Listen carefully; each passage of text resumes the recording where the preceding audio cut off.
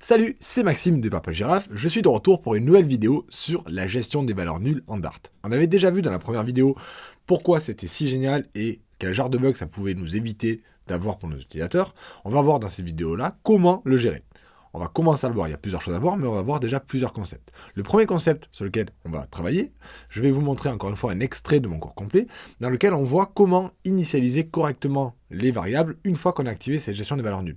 Qu'est-ce qui va être vérifié par le compilateur? Qu'est-ce qui va devenir obligatoire? Une fois que vous aurez compris ça, on pourra voir comment le gérer. Allez, c'est parti, je vous lance la vidéo du cours complet.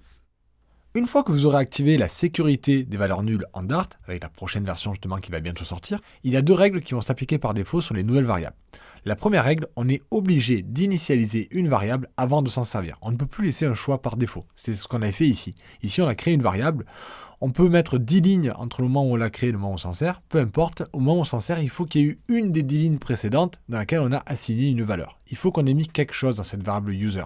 Sinon, il n'est pas d'accord. C'est ce qu'il nous dit ici. Vous ne pouvez pas utiliser une variable locale qui refuse les valeurs nulles. Elle doit être assignée avant de pouvoir être utilisée à la ligne 10. Donc à cette ligne-là, je m'en sers alors que je l'avais déclaré que je n'ai rien mis à l'intérieur. Ça veut dire que je dois soit sur cette ligne-là mettre quelque chose, par exemple tête comme on avait fait, soit je ne suis pas obligé de le faire sur la première ligne. Je peux le faire sur une ligne du milieu, je peux le faire plus tard, peu importe. Du moment que je l'ai assigné, ça lui ira.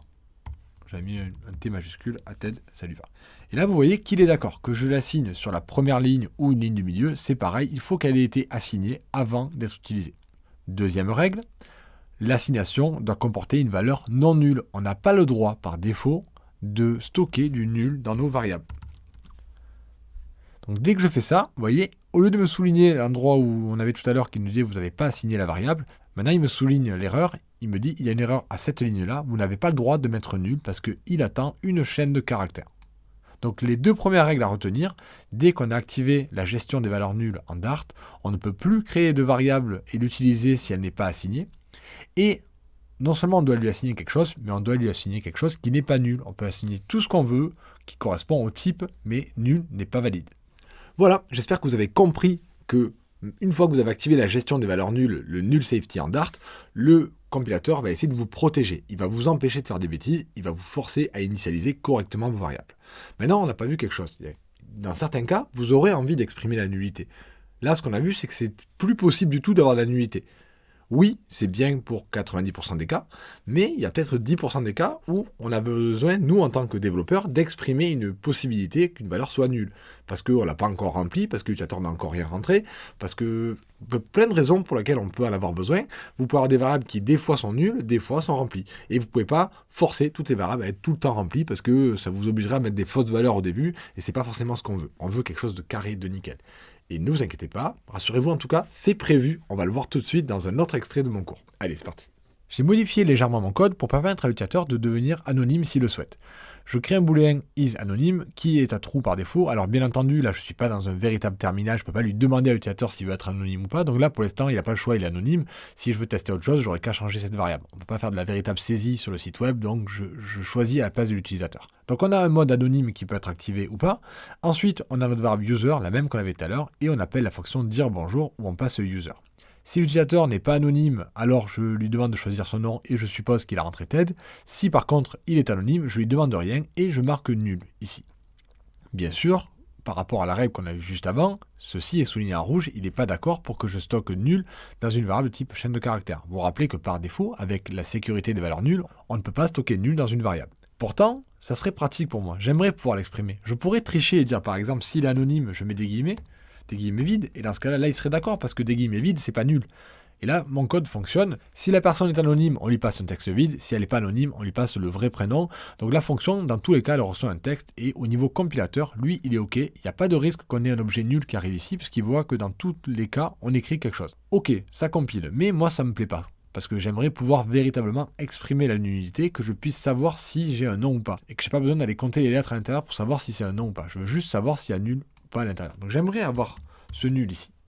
Comment on peut exprimer ça? Eh bien c'est possible, ça interdit pas les valeurs nulles. Ça ajoute une sécurité sur les valeurs nulles. Par défaut, on n'a pas le droit de stocker nul, mais si on veut véritablement exprimer la nullité, on peut transformer le type de la variable pour lui autoriser les valeurs nulles. Et pour faire ça, après le type standard qui est string pour une chaîne de caractères, j'ajoute un point d'interrogation. Si j'ajoute un point d'interrogation, automatiquement, vous voyez que je n'ai plus d'erreur à cet endroit-là. Je n'ai pas d'erreur au moment où j'affecte le nul dans la variable. Par contre, l'erreur s'est reportée ici. Et oui, puisque maintenant il accepte que je lui donne une valeur nulle, mais il ne me laissera pas le passer à quelqu'un qui refuse des valeurs nulles.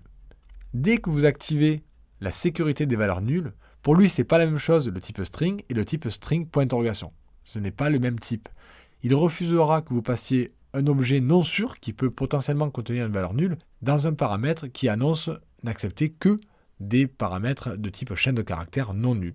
Et d'ailleurs, heureusement, puisque justement, je veux l'empêcher d'avoir des crashs. Je ne veux pas que dans le cas où l'utilisateur est anonyme, on ait un crash, parce que s'il autorisait l'appel, arriver dans cette fonction, arriver à prénom.length sur un prénom nul, on aurait un crash.